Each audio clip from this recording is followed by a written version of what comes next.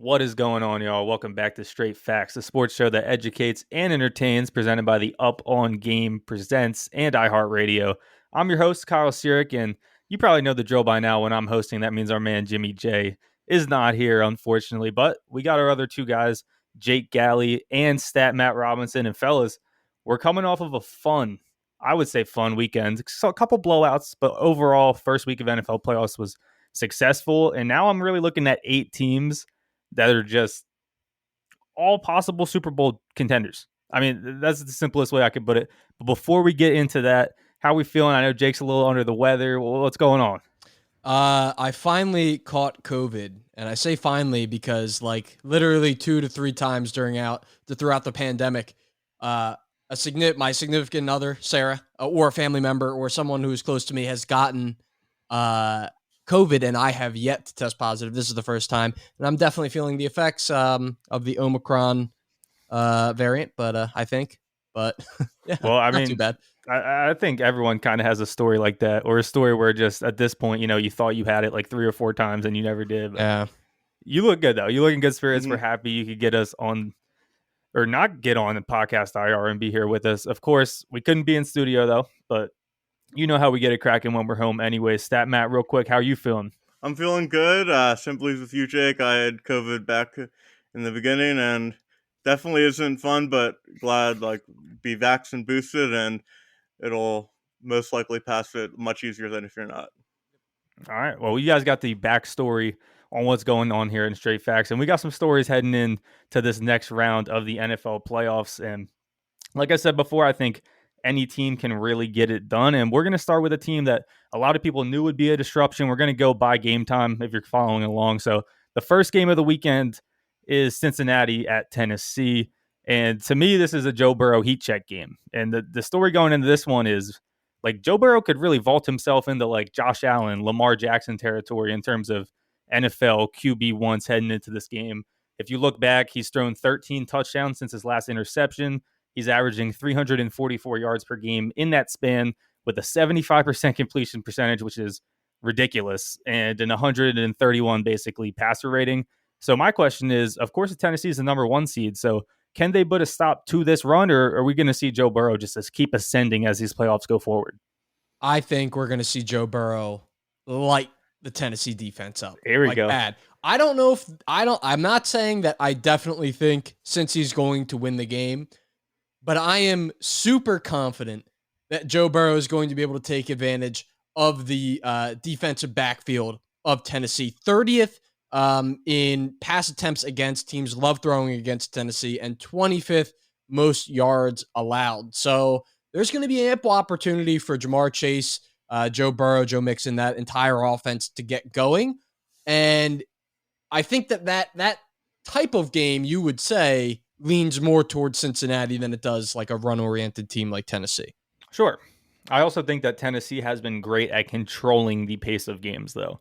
You look at them, they're top 5 in time of possession when they're on the field on offense. Of course, they are a run-dominant team, but that makes sense. But they move the ball running the ball. You still got to stay on the field. And when it comes to defense, they get guys off the field quick. So do you think that plays into the Bengals scheme, though? Because they're a quick hit offense as well. Do you think they're going to – I mean, obviously you do. Maybe I'll ask Matt. Do you see it this way, that the Bengals are going to just put up points against this Tennessee defense and it's going to come to the other side of the ball? I think it's going to be kind of like a mid-scoring game. I don't think it's going to be like high-scoring. I think it's going to be both teams getting the 20s. Because Tennessee is just such a strange team, especially a strange 1 seed. They're the worst 1 seed in the history of the DVOA stat, with a -2 DVOA. Wow. But they seem to play really well against good opponents and just play poor against bad opponents. Their losses this year were, other than the Cardinals, they lost to the Jets, they lost to the Texans, and they lost to the Steelers. Actually, isn't that bad of a loss looking back, but they've looked, and they with the 1 seed on the line, they almost choked to Davis Mills, but they were able to pull through at the end. They're just kind of just there, and they just kind of found a way to win 12 games. They're like a 10-7. They're like a 10-7 team that accidentally went 12-5. And Okay. I know they blew out the Chiefs earlier in the year, but I think that's kind of where everything changed for the Chiefs for the better after that game. So I don't really put that much stock into like their defense holding Mahomes to 3 to think they'll do the same with Burrow. I just think these are both. This is like a wild card round game that happens to be in the divisional round. Both teams are pretty good, but I don't see it either as like a Super Bowl contender. And I think it's going to make for an exciting game. I definitely want to see how Burrow does again because the Bengals offense got a little scared, it seemed, at the end of the Raiders game. It almost cost them. They can't do that again against Tennessee. Yeah. And so when you say or worse one seed in terms of DVOA, you list that they're a -2. -2 sounds bad, but roughly how many teams have a better DVOA than -2 in the league? The Titans finished 20th in DVOA this year. Okay, so well over half the league, but Yeah. yeah, I mean, I think Burrow does Zero is average in the NFL. So. Okay. Yeah, so no, that definitely to see a 1 seed. I think Burrow, I'm in agreement. I think Burrow lights it up, like you said, Jake. I mean, if you look back at guys that have had 295 yards or more in the air against the Tennessee this year, Mac Jones, Davis Mills, Jimmy Garoppolo, Josh Allen, Zach Wilson, Trevor Siemian, and Russell Wilson. And then, of course, they're a run-heavy team, but Tannehill's only hit that 295 mark 3 times. Like, people look at 295, whatever, like 300, that's a good passing game. But you got to understand, Tennessee controls possession. You don't get on the field that much. So let an elite quarterback like Joe Burrow come in. Trevor Siemian's done this to you already. Zach Wilson's done this to you already. On the streak that he's on right now, I think Burrow does light it up. And Matt says it's going to be a mid-range 20-ish game. I could see that. We're going to hit on that a little later. But I don't want to fully disrespect this Cincinnati team, right? Or this Tennessee team, sorry. I mean, they still have something going for them. One, we know it's the run game, who they've been able to fill in anyone to that role and get it done. We're hearing murmurs that Derrick Henry might play. I know he's a full go in practice right now. We'll see that in the end. But where is Tennessee's, I mean, they're favorites, right? So where is Tennessee's win condition? How did they go through and win this game at home on Saturday? They get the ball first. That would help a lot. Get the ball first, hold it and score, and then you set yourself down the correct path as we talk about, like game script, and then that really allows them to kind of hedge their bet against the pass. If you're up in the game, you know that there's not going to be as much play action. There's not going to be as much run setting up the pass, especially as the game goes on. Another advantage, which I think we kind of saw play out in the Dallas game, as we made mention to in the X Factors a couple weeks ago, coaching matters in the playoffs. And frankly, I think you could make the argument that Tennessee has the best coach in the playoffs remaining, Mike Vrabel, this year. Coach of the year for what he's done with this team. And you're going up against a guy who is in his first postseason as a head coach. So, you know, it's not like they make or break the game, right, but they definitely can break it, as we saw with the play call at the end of the Dallas game. Yeah, I agree with that. Maybe not Vrabel being the best coach, but if we're taking this 1 year sample size, I definitely see the argument there. I think the run game, though, deceptively going against the stats really works against Cincinnati, though, just from what I've seen. I know they've only allowed the 5th least rushing yards in the league, but that's on the 5th least attempts, right? Bengals have gotten in a lot of shootouts. If you look yards per rushing attempt, they're middle of the pack defense. So I think a run-heavy team like Tennessee can get that done. I mean, we're still seeing a lot of there's a playmakers on that offense, right? AJ Brown is incredibly good. Julio Jones has been known to catch balls at the right time, especially when it comes to the playoffs. And Ryan Tannehill, as much as we want to talk about Joe Burrow, Ryan Tannehill, as we did Matt's deep dive about, is one of the most underrated quarterbacks in the league. So do you think, how about this? If this game does have to go to shootout route, do we see any shot for Tennessee? I mean, they've traded blows before. Like they went blow for blow with Buffalo, I think earlier in the year. They beat them 34-31. Granted, that's when they were at full strength. And as you mentioned, maybe Derrick Henry is back. But right, I would say, yes, they can win. They still have great weapons, even in the passing attack. But it definitely, that is the preferred route for Cincinnati, I would say. Right. Well, also, we have to remember that shootouts can involve defensive touchdowns too. Right. So just remember that Rams-Chiefs game from like 3 years ago. There was like 3 defensive touchdowns in that 54-51 game. And with how poor the Bengals offensive line is, I could definitely see like Bud Dupree getting like a strip sack that leads to a touchdown for Tennessee. So I as much as I think Burrow is fantastic and their offense is fantastic, there's always the asterisk of, oh yeah, their O-line, oh yeah, their O-line, because that's Exactly. never going to go away. And eventually that will come up to, because you can't win a Super Bowl with an offensive line this poor, and Tennessee isn't like this stalwart like pass rushing team, but they're decent, and it could finally be the week that they are where it kind of ends for them, because it's a it's a losing battle when every single play Burrow's running for his life. Right. And Yeah. I think the Bengals are going to find themselves in the game, if the game script I think happens, where they're going to have to throw the ball, because Tennessee is also very good against the run. They've allowed the second least rushing yards on the entire season. Couple that with their offense, they're at basically 1,000 more rushing yards on offense than they've allowed on defense. So I just want to give them the respect here.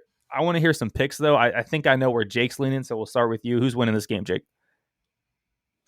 I guess I have to take Cincinnati. I was like, as we've been talking about it, I feel like I've kind of talked myself into Cincinnati, where when I saw the opening line of -3.5, I was actually considering betting on Tennessee. So I'm going to pick Cincinnati, but I don't feel good about it. Matt? Cincinnati, but barely. We'll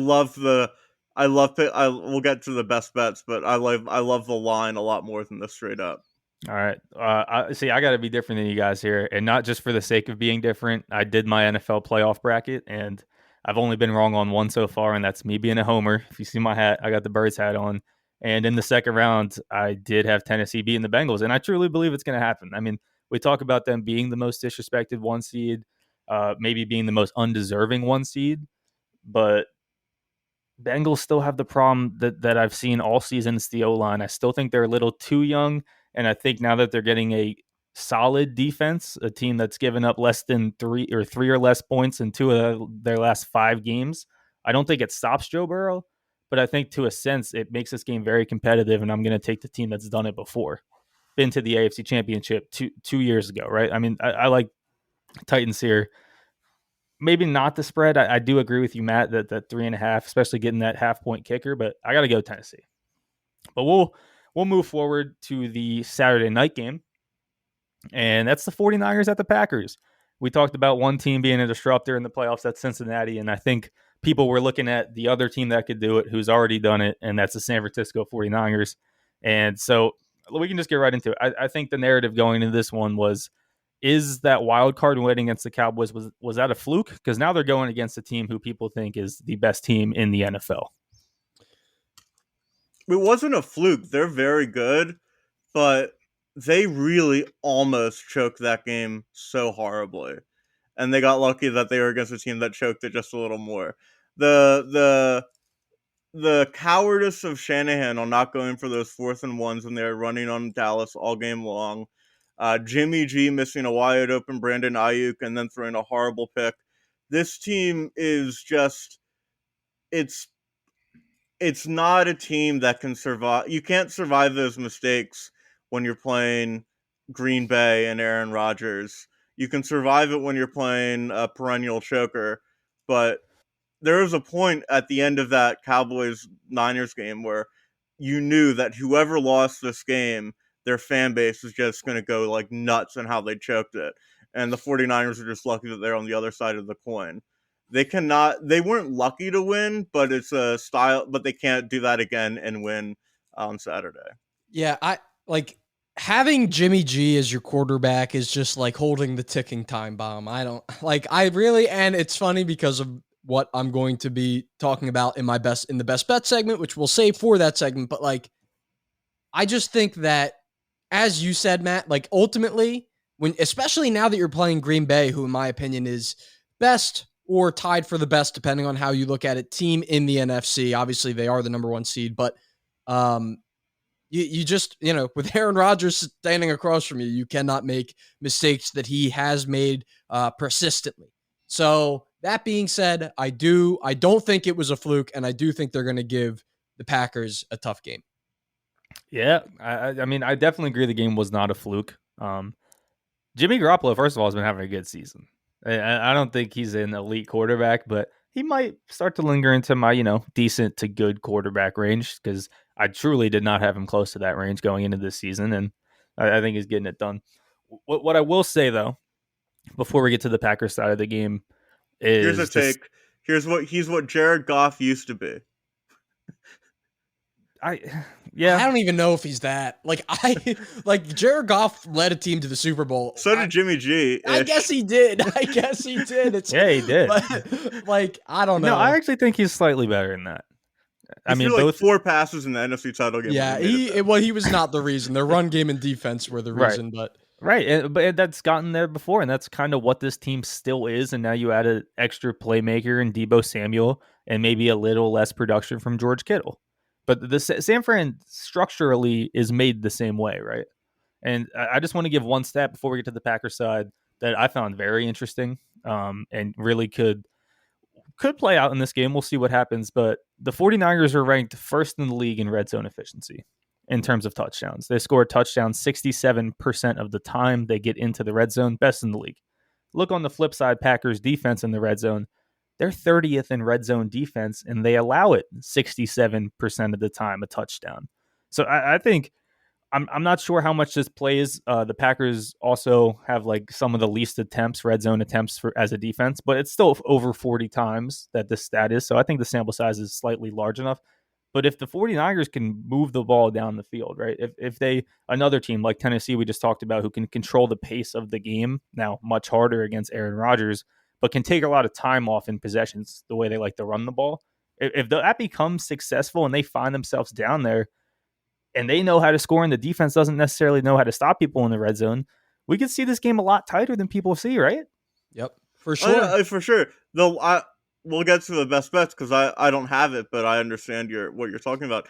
DVOA actually really loves San Francisco.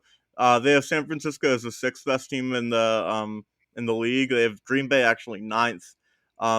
They really like the fact that how they've played, it's especially in weighted DVOA, which basically takes in account like the most recent games you've played. They're up the 4th, so they're really coming on strong. It just comes down to me. I don't trust Jimmy G in a road playoff game at Lambeau. Fair. Yeah. And to that point, Kyle, that you made about the red zone efficiency, what that tells me is the Packers cannot afford, granted, when can you ever afford this? But the Packers really can't afford to lose the turnover battle. If you allow San Fran to have more possessions than you, they're going to be able to possess the ball and use that run game, burn clock, control the game. And then B, when they do get into the red zone, you're giving them ample opportunity to punch it in. So we'll see. I think the Packers are going to win, but I'm with DVOA, man. I really like the Niners in this one. Yeah. And I also think that Deebo Samuel, no one's really been able, the way they use him is insane. Now they have Eli Mitchell still getting 20 touches a game and Deebo still having an immense impact on the game and not even being forced the ball anymore, which I think is huge. And we haven't really seen him get stopped. We saw that little transition period in their offense where he went from a pure receiver to working into the run game, getting a little less touches. But I'm not sure the Packers can stop him either. I mean, he's been a just, I guess, icon of efficiency right now in the league for this offense. And I don't really think that stops. But we can get to the Packers side. And is it finally time? Is this the coronation of the Matt LaFleur Packers? Because I know they've been here before, right? And it's normally actually been the NFC Championship, the next round, when the stuff starts to fall apart for the Packers. But they're coming in as good as you can come in. They're 7-0 when Devontae Adams gets 100 or more yards. Aaron Rodgers has 20 touchdowns and 0 interceptions in the last 7 games. And he's not official, but Jair Alexander, arguably the best player on that defense, is expected to return on Saturday's game. So this team's coming in healthy. They're coming in on a roll we haven't seen really any other team be on this course of the season. I know they lost to the Lions in their last week when they didn't play anyone the last 3 quarters. We don't have to look at that. Is this the Packers' time to go? Like we talk about the 49ers having a shot, but I think we're still all leaning Packers. Why is that? Like, how good is this team? Well, they are obviously the number 1 record, but what has really stuck out to me this entire year about Green Bay, and something that I think is really underrated about their team is their defense, and then specifically about their defense, where they funnel the ball to. I don't have the stat up in front of me, but I know their average depth of target is one of the shortest in the league, and that allows all their guys to rush to the ball. They're going to have that bolstered with Jair Alexander coming back. So, and then obviously on the other side, you have Aaron Rodgers, which is great. But yeah, another. Let me see if I can find the average depth of target while you Are you guys talking about depth of target for San Francisco? Is it? Jimmy G actually has the highest yards per completion in the NFL. I was saying, I thought that I read the Green Bay defense has one of the shortest average depth of targets in the league. I'm trying to find it, so maybe I made that up. Well, Very possible. I know that basically it's a very specific stat to make up. Jimmy G, they go deep with Jimmy G a lot, so Debo Right. and everything. So that'll be a clash of styles at least right there. But I just. This seems like the year that Aaron Rodgers vaults himself back into, as we talked about, if he's able to like take down Brady in this next round, and who knows? There's a lot of game left to be played between now and then, but I don't know. This could be not their the year. MVP yet, but he is the MVP because Right. the same people who vote for All Pro vote for MVP, and he was named first team All Pro. Back to back on him. He's going back to back on him. Well, there was one year when they got that wrong, where the All-Pro and the MVP were two different. I think it was like Joe Montana or someone going way back. But you are right. It was 87. Montana was first team All-Pro. Elway was MVP. Correct. Yeah, but you're right. That's pretty much MVP. What I'll say about the Packers is, and this will be an interesting clash of style, talking about how good San Francisco is. They've scored 30 points in 6 of the last 7 games. They have probably the most dominant offense in the league. I think KC is in that conversation now, just if you look at recent performance. How does San Fran stop them, and do they stop them? I really think that it's not about stopping Rodgers, it's just about containing him. So you need to, I think you can do a lot of sweep plays to Debo, you do a lot of runs. I think you just kind of keep the ball on the ground and hope Bosa makes some noise, because the Packers O-line's decent. It's not great. Rodgers is known in his career to take a lot of sacks. But 49ers this year, when Nick Bosa doesn't have at least half a sack, they don't have a win. So him getting pressure and him recovering from the concussion is absolutely crucial for them having a chance to win this game. Yeah, that's tough. And Rodgers has only taken 30 sacks on the year, so that's less than 2 a game. So that could be hard. We'll move on. I found the average depth of target. I was incorrect. they're actually one of the worst. I think I may have been pulling stats for the Eagles, who are the best in the league, and conflated that in my mind. But just wanted to clear that one up. Some devil's advocate anti-Packers stuff is that they really aren't as dominant as kind of their perception is. Just a couple weeks ago, they got bailed out by a missed pass interference call against the Browns. And they were a 2-point conversion attempt away from losing to Baltimore with Tyler Huntley. So they're not like this infallible, like dominant team, like kind of their perception is. It would not be this perception that they're like the clear favorite. And it is just, I think, a want for like the sports media to have a clear favorite. When in reality, this, like we said all year, there's no real clear favorite. There hasn't been a clear favorite this entire season. It's kind of been a crapshoot of a season. And that's been the best part about the whole season. Like, why does someone want to pick a clear favorite? Like we mentioned a couple weeks ago, this has been, like, to me, the most fun NFL season we've had in maybe not a long time, but in a couple years at least. I mean, so I don't think you have to pick a clear favorite. Talking about picking, though, is anyone picking against this quote-unquote clear favorite? I got Packers. Matt? I got Packers. I can't pick Jimmy G. I can't pick Jimmy G. All right, well, we'll see that play out on Saturday night. I, of course, have the Packers too, and I have the Packers winning the Super Bowl, which bit me in the butt last year. But, you got to go for it twice before you give up. We'll move on to don't kick a field goal when you're down 8 at the 3-yard line. Yeah. Luckily, I'm not a Packers fan. Yeah. That one would hurt. That just hurt my predictions. But we'll move forward to Sunday, to the team that, did beat the team I'm a fan of. That's the Buccaneers. That game's going to be 3:00 Eastern time on Sunday, and they got the Rams, and this is really a powerhouse matchup. I mean, really both games on Sunday are, but we got to start with this one. Rams at Bucks, we see the Rams really dominate on Monday night. As bad as Kyler Murray looked, they weren't going to lose that game.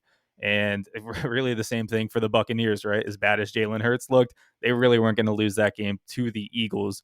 So going into it, Matthew Stafford, is he going to take that leap? Is he going to change people's perception of him with a win, or we're seeing a Buccaneers showdown here? Buccaneers win. The Rams, I know they've won. Their record recently is really good, and they dominated Arizona. But people are forgetting how shaky Stafford was down the stretch. Like we said in the preview before the game, James and Matt V and I were basically like, this is a matchup between two teams that someone has to win because they kind of are lucky they're playing each other because they've been struggling. The Rams are another team that would have lost to the Ravens, but a missed 2-point conversion. The Stafford was missing throws all over the place. They choked the chance to win the division against San Francisco, only to have their luck go their way because Arizona also choked. I really just don't trust this Rams team when they're facing the Tampa Bay Buccaneers, who, as James would have started the segment, as the defending Super Bowl champion Tampa Bay Buccaneers. Right. And there's some stats that favor Rams. Rams are fourth in DVOA to Tampa's 3. And Odell Beckham's looking like it's coming on, and I might be bitter about my prediction being wrong about that a little bit. But I'd rather the Rams win, but I really think the Bucs kind of win this cleanly. All right, I want to, before you go, Jake, I want to push back on that just a little bit, though, because I do agree with you, Matt. The Rams were coming in a little shaky. Matthew Stafford, we talked about it. Me and James talked about it, I think, on the big board, was coming in with basically his 3 worst performances on the year. Statistically. 7 interceptions in the last 3 games of the year. Really, you go back even further, the Rams limping through these games, but they still won 5 out of the last 6 games of the year. And the only loss was that last one to San Fran in overtime. So I agree that, Stafford doesn't look as good. Maybe the Rams don't look as good, but they were still winning football games. Do we think the Bucs are that dominant to where that doesn't matter? Because I think the Rams are still a great team on paper and just getting it done in recent stretch. Just for me, their wins didn't impress me. Yeah, sure. A mediocre Vikings team, mediocre Seattle team, an Arizona team that was beginning to fall apart. They blew out Jacksonville, which everyone does. Those are those wins down the stretch. Right. And then before that, they lost Tennessee, San Fran, and Green Bay in a row.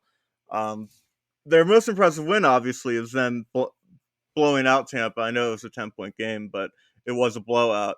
But that was, again, very beginning of the season. September game, yeah. And if you actually look at the history of Sean McVay quarterbacks, so that's Goff and now Stafford, is that they peak around week 8 and then they teeter out the rest of the season.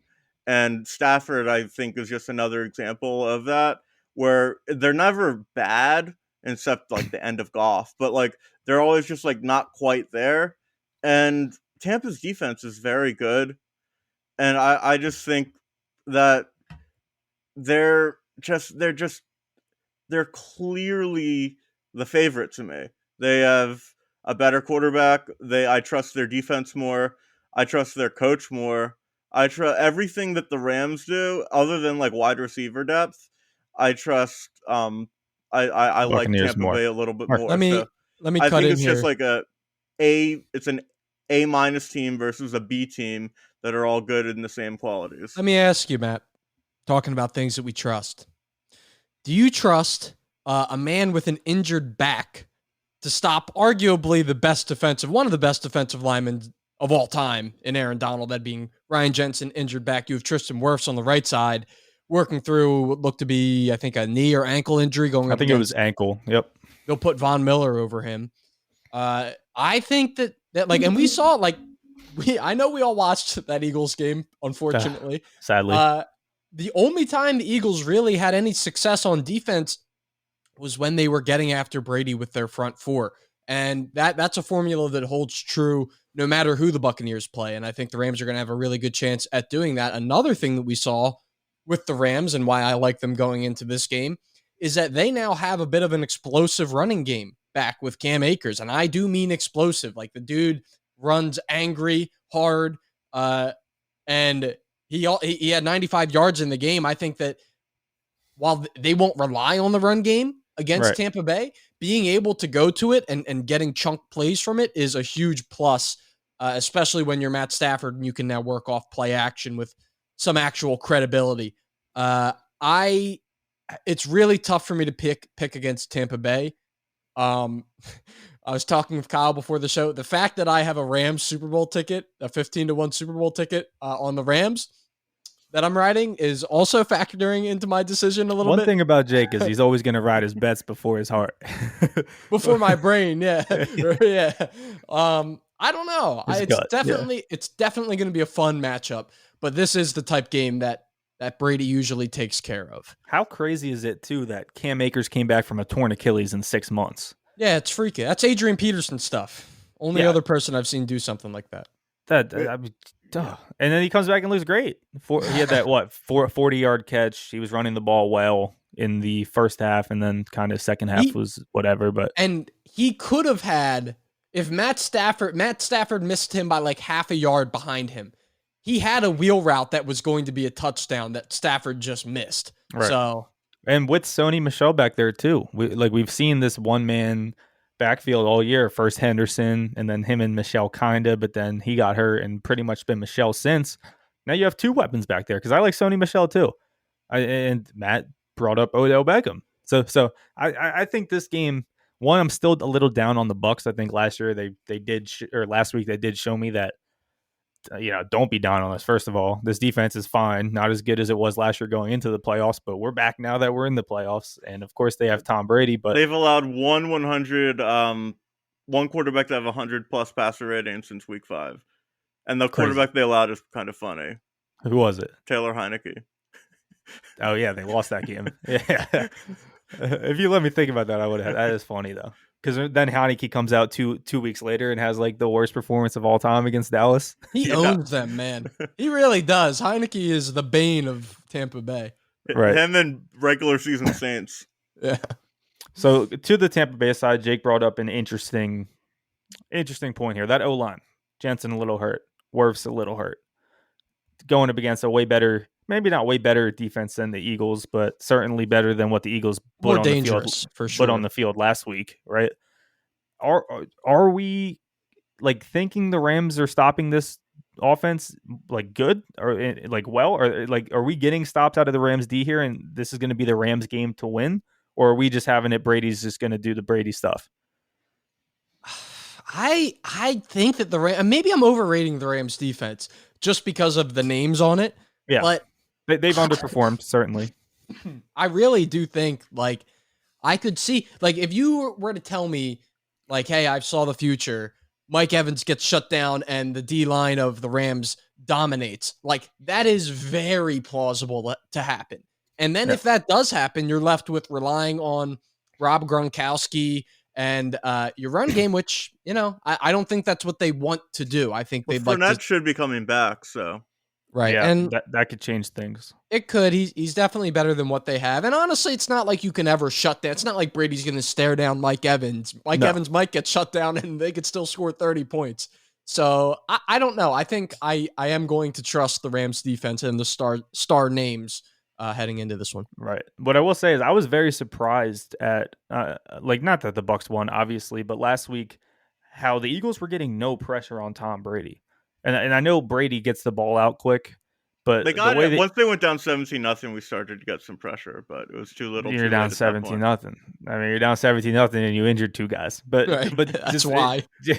Just in general, though, that like a good D line, and I'm not worried that the Rams won't be able to do that. I'll take Aaron Donald being able to do that in any game of his entire career. But everything else could break down around him, and if Brady has enough time to sit in that pocket like he did last week, the game could look a lot like last week. But let's get into picks. Jake, I feel like I know who you got, but I got Rams, man. I gotta go. I have to, unfortunately, go. How Rams. much? Break down your decision making here, percentage wise. How much is the bet? How much is your brain? It's like 75-25 brain versus Brain being 75, bet being like 25. All So right, like, so he believes it. He believes it. yeah, I believe it, but like, I'm not going to be flabbergasted if they get blasted by the Bucks. Like, it could happen. Matt, what do you got? I got the Bucks. Okay, this is the toughest game to pick for me.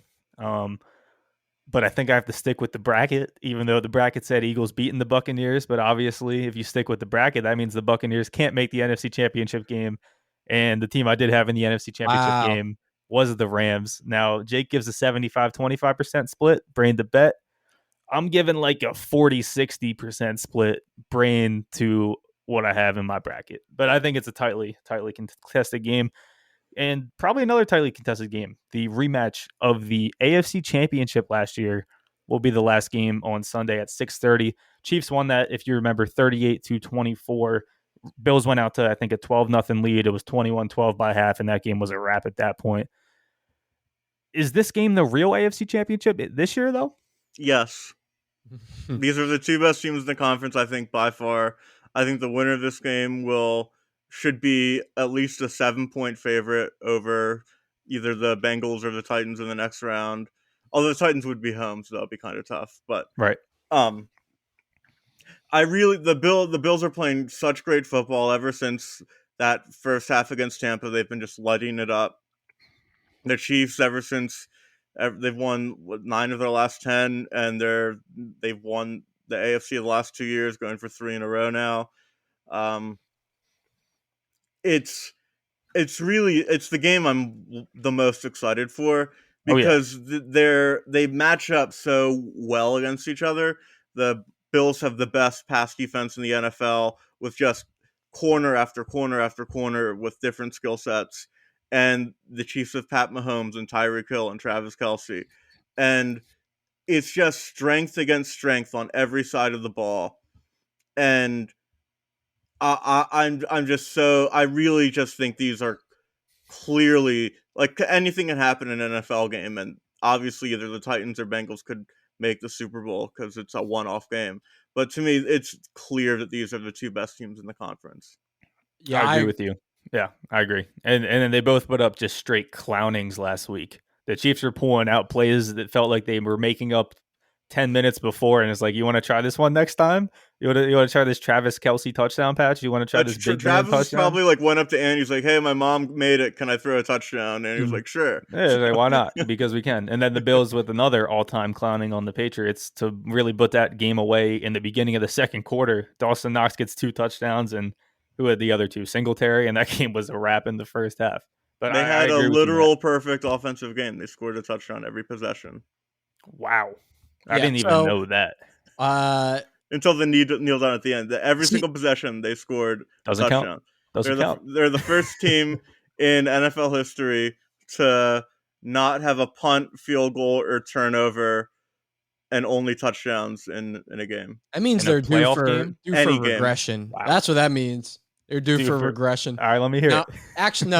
I'm just kidding. But I do think I agree with the strength on strength. The hole in the Death Star for Kansas City is going to be their running defense because it's not very good, and the Bills have been more and more predicated on the run game. Singletary over the past couple weeks has really gotten going. Looks good too. Yeah, he looks great. Last game, 16 carries for 81 yards. Josh Allen, 6 carries for 66 yards. They were able to run the ball effectively against New England, and I think if you look over now and compare and contrast with Kansas City, the Chiefs allowed the 21st most rushing yards this year. And that I think is on like the seventh least attempts, I believe. I'll have to check that. For the Bills? For Kansas City allows 4.8 yards per carry. Yeah. So they have a very porous run defense. Granted, teams haven't really been able to run on them because of game script, obviously. So you look on Buffalo's side as well. They have every time that they have rushed for under 100 yards as a team this year, they've lost their own 4 in those games. And in those games, in 3 out of those 4 games, they've scored less than 15 points. So I foresee a similar game plan that they had last game against New England and really try and pound the rock and control the game against Kansas City. Right. And I like that Matt brought up the Buffalo Bills defense, because this is something that I feel like has been a little slept on, because that's not the first thought about this team. But you can just talk about the defense, and I mean, they've allowed the least amount of points in the league this year, right? They're the best against the pass in the league. Almost 1,500 more passing yards on offense than they've allowed. They've allowed the least amount of touchdowns, the least amount of net yards per attempt. I mean, their defense has been tremendous, and you can go through that, not even mention the offense, and you're looking at an AFC contender. And then on the flip side, you have a maybe generational talent in Josh Allen, the guy who led the league in receiving yards last year, in Stephon Diggs. Weapons around them that can get busy. Dawson Knox can catch touchdowns. Emmanuel Sanders has had big games. Cole Beasley's a model of consistency. So I mean, to me, clearly this is the AFC Championship game, and to me, the Bills have a good shot of winning this one, right? Oh yeah, Yeah, they definitely have a good shot at winning. for sure. I they blew out the Chiefs in the regular season. I know that was early on, but they really made Mahomes kind of flustered. Josh Allen had he was 15 of 26, but he still threw for like 350 yards. They shredded that Chiefs defense, whose Spags has turned around.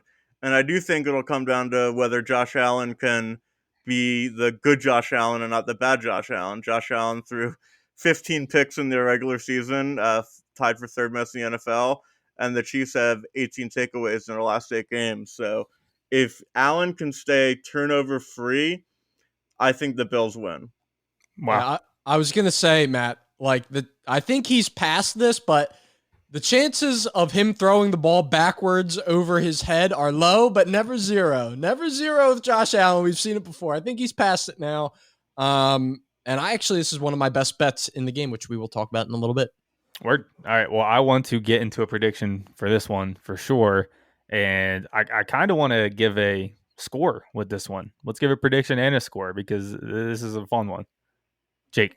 So this is gonna give away, I think, a little bit the best bet, but I have Buffalo. No, it's okay. I have Buffalo, and I think it's going to be a lower scoring game. So I'm going to have to say something like 21-14, 28-14. Yeah, I see this being a lower scoring game. Matt? I got Kansas City 27-24.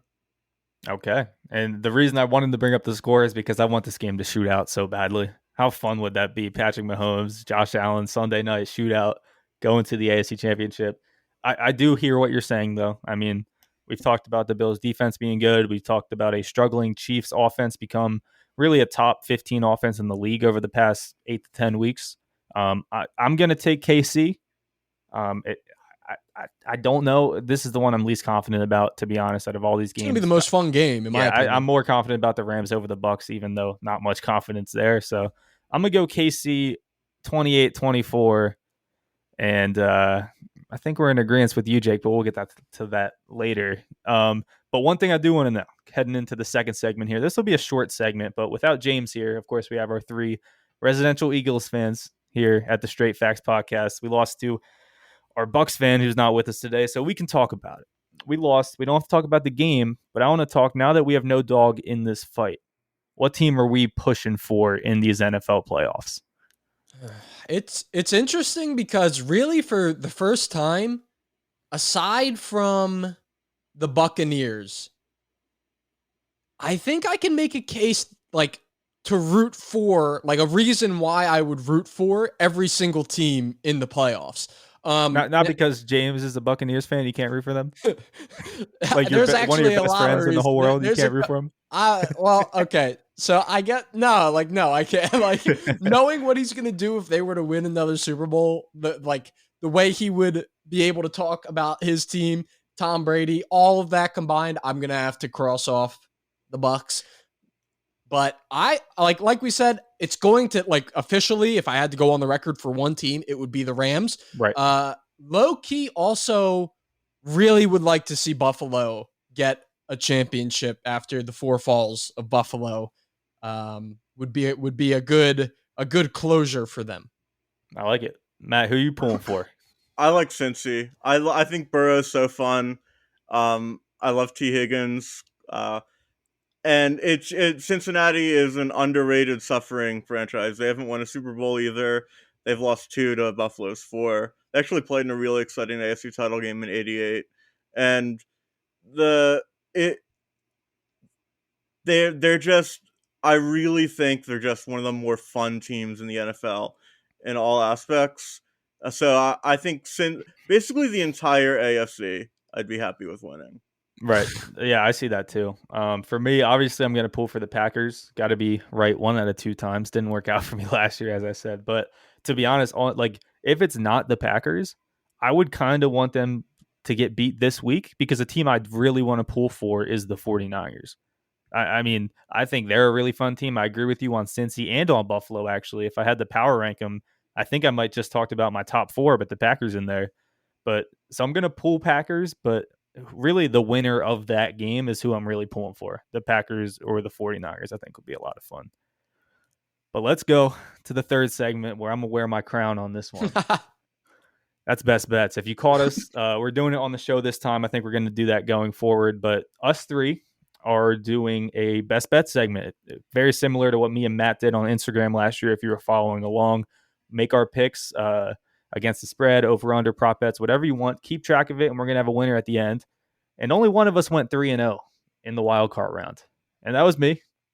That was me. I'm going to hold this one because Matt beat me a lot last year, so I need to – He's parading it around. Yeah. I need to take these wins when I can get them, but what I will say is I'm not as confident this week, but I am still confident in my pick, so we can get right into it. I'll go first. My best bet was a tough one to choose because I really like all 3 of these bets equally. So if you're only choosing one, choose which one you like here. If you're tailing me, don't choose just this one because I said the best.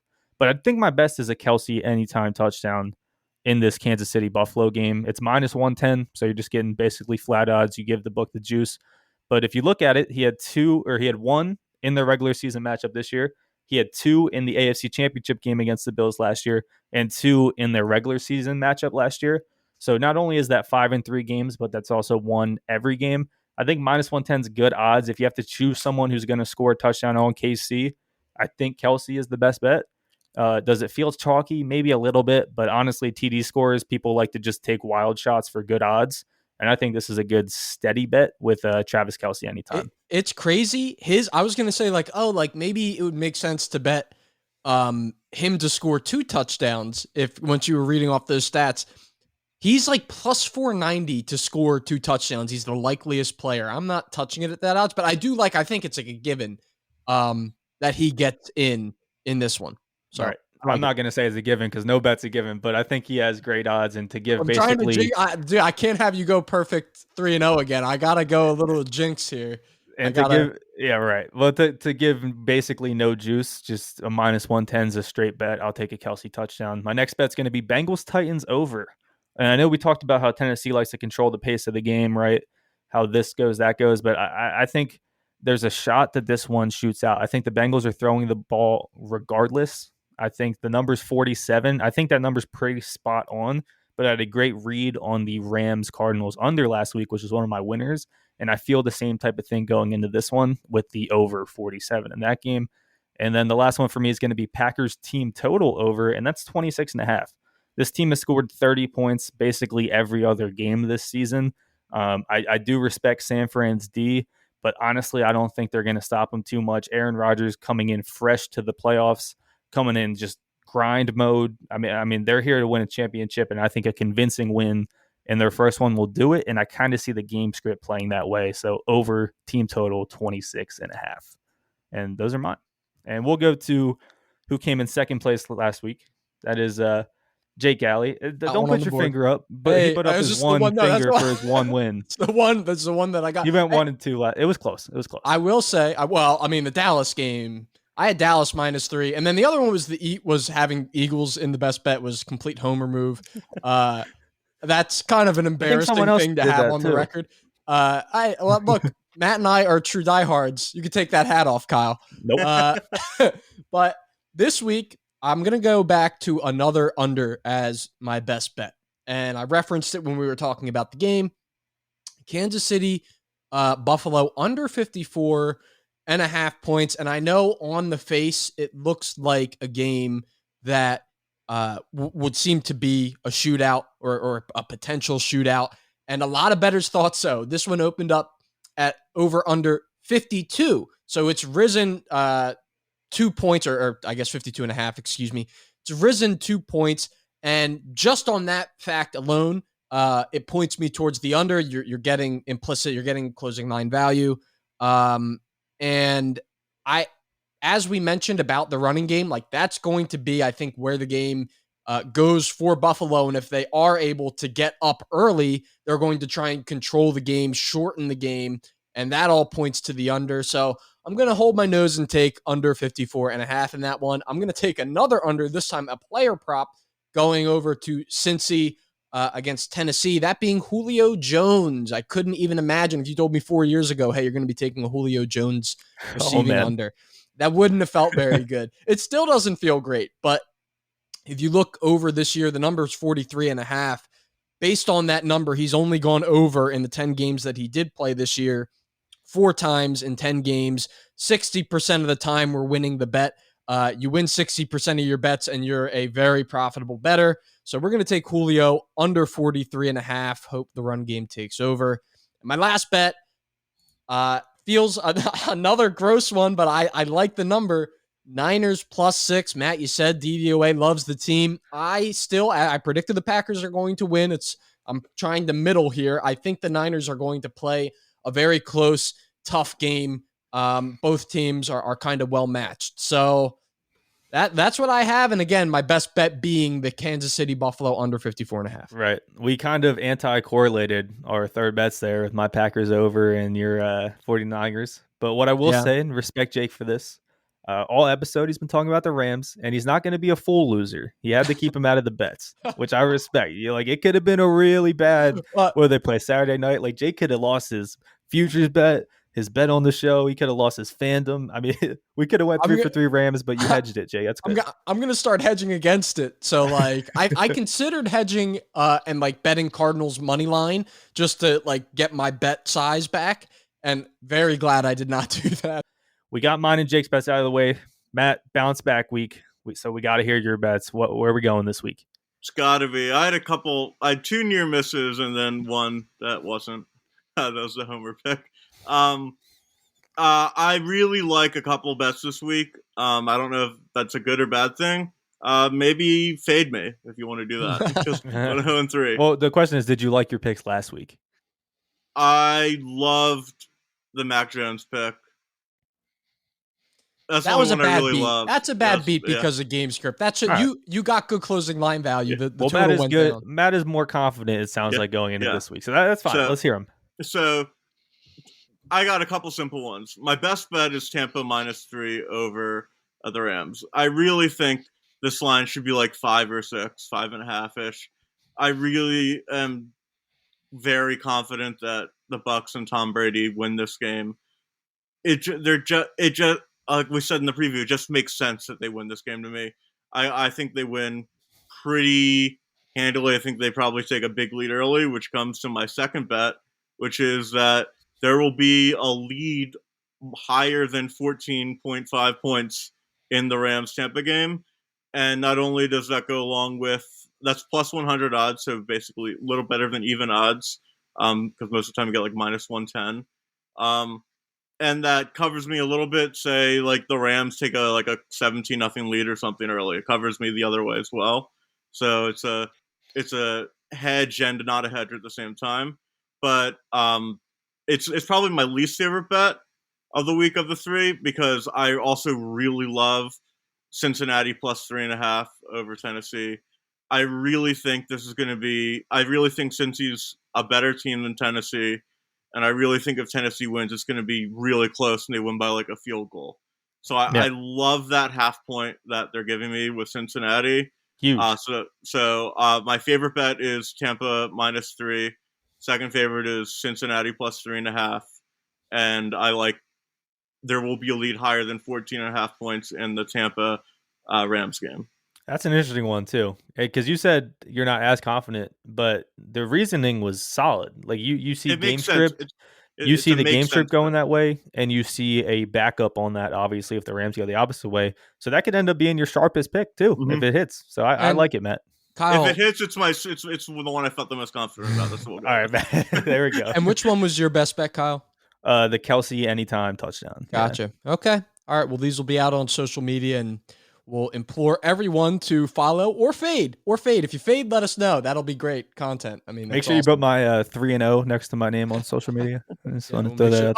Before we move on, I actually do have one. This is outside of the NFL, but this is like, I'm not like beyond locks. Like, there's been locks that I've given out before. This might be the lock of my life. Wow.